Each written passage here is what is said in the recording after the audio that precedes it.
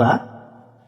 हाँ चलिए next question आपका क्या है कि पित्त क्या है। जो पित्त आप आमतौर पर आप लोग जानते हैं कि पित्त क्या है, मनुष्य के पाचन में इसका क्या भूमिका होता है, पित्त है क्या, और पित्त को जब हम लोग भोजन करते हैं तो भोजन में इसका क्या भूमिका होता है, पचाने में क्या इसका भूमिका होता है। चलिए आंसर को देख लेते हैं। आंसर में क्या है कि पित्त गाढ़ा हरे रंग का क्षारीय द्रव है। पित्त जो होता है गाढ़ा होता है, गाढ़ा होता है और कैसा क्षारीय द्रव होता है, कैसा रंग के, हरे रंग का होता है, हरे रंग का होता है, जिसका पीएच मान 8.9 होता है, जिसका पीएच वैल्यू कितना होता है 8.9 होता है, कितना होता है 8.9। चलिए ये बात भी आप लोग के क्लियर हो गया होगा कि इसका पीएच वैल्यू जो होता है 8.9 होता है। अगला आगे बात करता है जो यकृत से स्राव होता है, जो कहां से स्राव होता है, यकृत से स्राव होता है। यकृत कहें तो लीवर से स्राव होता है, लीवर से निकलता है।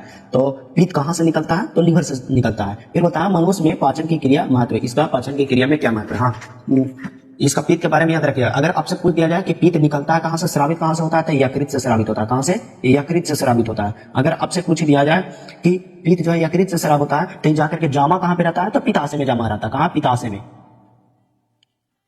में, पित्ताशय में जमा रहता है। कहां, पित्ताशय में। चलिए ये बात आप लोग के क्लियर हो गया होगा। तो पित्त जो है निकलता है लीवर से, लेकिन जाकर के जमा कहां होता है, पित्ताशय में। चलिए ये बात आप लोग को क्लियर हो गया। आगे देखिए बता है कि मनुष्य के पाचन की क्रिया का महत्व, मनुष्य में जो है पाचन की क्रिया जब होता है तो इसका पित्त का क्या काम है, क्या महत्व है। इसका फर्स्ट नंबर पॉइंट देखिए, फर्स्ट नंबर पॉइंट क्या बोलता है पित्त अम्लीय कायम को समाप्त कर क्षारीय में बदल देता है। बोलता है जब हम लोग भोजन खाता, बोलिए कायम क्या है सर, तो देखिए कायम के बारे में पहले जान लीजिए। कायम क्या होता है, जब हम लोग भोजन खाते हैं तब भोजन खाने के बाद पेट में जाता है, स्टोमच में जाता है, अमाशय में जाता है।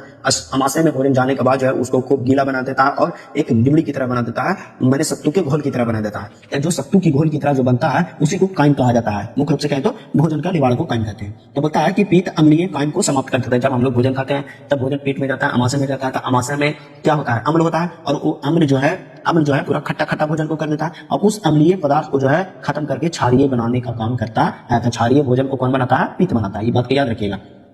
सेकंड पॉइंट, सेकंड नंबर इसका महत्व क्या है कि पित्त के लवणों, होता है पित्त के लवणों जैसे सोडियम ग्लाइकोलेट तथा सोडियम, क्या बोलता है, ग्लाइकोलेट तथा सोडियम प्रोटोलेट भोजन को जटिल वसा या विखंडन तथा वैसीकरण करता है। मुख्य रूप से इसका बोलता है कि इसका दूसरा काम जो है, पित्त का क्या काम है कि लवणों को जैसे सोडियम ग्लाइकोलेट तथा सोडियम टोट्रोकोलेट भोजन में जो वसा उपस्थित रहता है, भोजन में जो फैट उपस्थित रहता है, उस फैट को जो है तोड़ करके पैसीकरण करता है। तोड़ने की क्रिया को क्या बोलते हैं, पैसीकरण करता है। और पैसीकरण करके उसको भोजन को वसा में पाचन कर देता है। वसा को पचाने में मुख्य रूप से काम जो है पित्त करता है। तो पित्त कैसे पचाता है भोजन को, तो पहले तो वसा को तोड़ेगा, विखंडित कर देगा, पैसीकरण करेगा। तोड़ने की वसा को जब तोड़ता है तो उस नियम को बोलते हैं पैसीकरण नियम। तो पैसीकरण करता है और पैसीकरण कर उसको जो है बाद में पाचन कर लेता है। चलिए ये बात आप लोग के क्लियर हो गया होगा।